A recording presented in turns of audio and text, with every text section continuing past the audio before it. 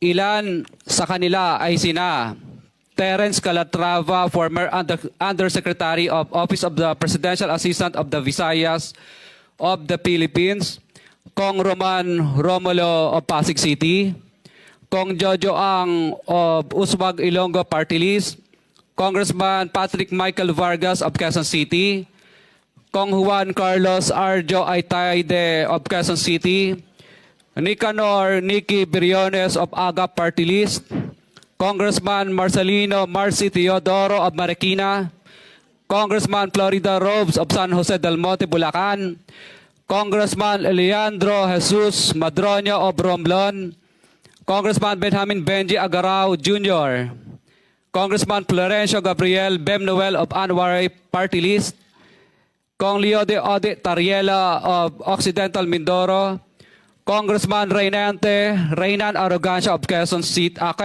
Province, Kong Marvin Rillo of Quezon City, Kong Teodoro Haresco of Aklan, Kong Antonieta Yudela of Zamboanga, Sibugay, Kong Dean Asisio of Caloocan, Kong Marivic Pilar of Quezon City.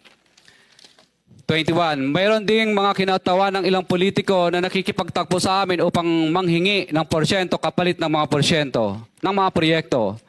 Ang mga porsyentong ito ay 25% ay ipinipilit sa amin bilang karaniwang kalakaran na wala akong kakainang tanggihan. Ilan sa kanila ay sina Regional Director Eduardo Virgilio of DPWS Region 5, Director Ramon Ariola III of Unified Management UPMO, District Engineer Henry Alcantara, DPWS Bulacan First, Undersecretary Robert Bernardo, District Engineer Aristotle Ramos of DPWS Metro First, Pasig City, District Engineer Manny Bulusan of DPWS North Manila Deo, District Engineer Edgardo C. Pingol of DPWS Bulacan Subdeo, District Engineer Michael Rosaria of DPWS Quezon Second Deo. Karamihan sa mga kawani ng DPWS na nabanggit sa itaas ay paulit-ulit na binabanggit ang delivery ng pera ay para sa kay Saldico na dapat at least 25%. Si Kong Marvin Rillo naman ay ilang beses na binabanggit ang pangalan ni Speaker Martin Romualdez bilang kanyang malapit na kaibigan. Tuwing umiinom kami sa Wine Story, sa BGC at sa Shangri-La Mall, sinasabi pa ni Kong Rillo na lahat ng kanyang request para sa pondo ay galing pa mismo sa unprogrammed funds at insertion na inaaprubahan ni Speaker. Ang tao ni Marvin Rillo na si Bogs Magalong ang pumupunta sa amin para kunin ang pera sa aming opisina o sa Wine Story. Si Kong Jojo Ang naman lagi ring binabanggit sa lahat ng project sa kanya ay papondo ni Speaker at ni Saldico. Mataas ang hinihingi sa project, dagdag pa niya, hindi naman lahat ng pera ay para sa kanya, kundi para kay Speaker at kay Saldico. Sa lungsod ng Pasig naman, lumapit sa akin ang DPWS Project Engineer na si Angelita Garucha para kolektahin ang parte ni Kong Roman Romulo sa flood control projects noong 2022. Number 28. Pagdating ng 2025, si District Engineer Aristotle Ramos ang sumunod na nagpakilala na bagman ni Kong Roman Romulo kung saan 30% ang kanyang hiningi ay para kay Kong Roman Romulo.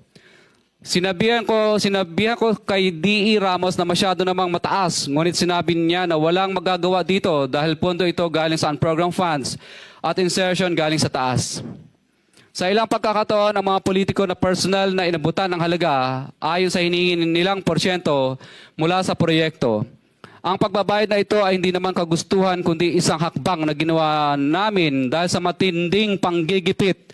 Ilan sa kanila ay sina Kong Antonieta Yudela kasama ang kanyang asawa, Kong Marvin Rillo of Quezon City, Kong Nicky Briones of AGA Party List, Arturo N. Ataide, ama ni Kong Arjo Ataide, Kong Florencio Gabriel Bem Noel of Anwaray Party List, Kong Leandro Jesus Madroño of Romblon, Kong Benjamin Benji Agarao Jr.